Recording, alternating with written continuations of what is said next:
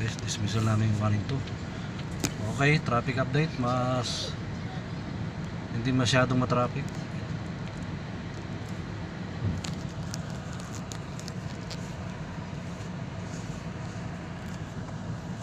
Pag ganitong oras wala pa masyadong traffic. Maya maya traffic na yan.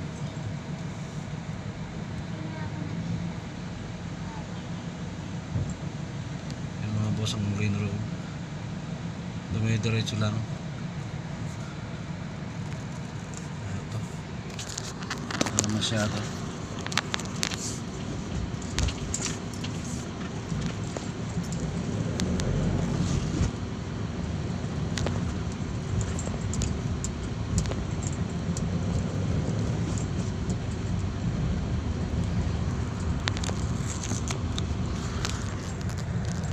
Mga boss sa hapon, hindi masyadong traffic mga itong oras.